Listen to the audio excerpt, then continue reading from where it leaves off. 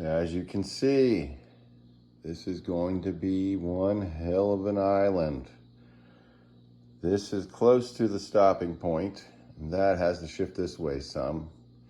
Once I get the old sink base out and install the new one, it will be drawer base, sink base, then spot for dishwasher, then drawer base.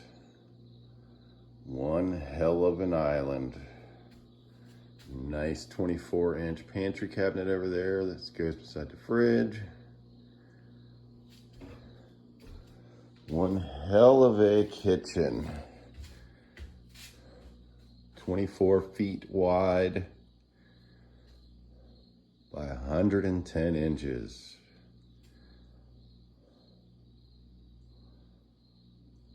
Yes, sir, that's what it's all about.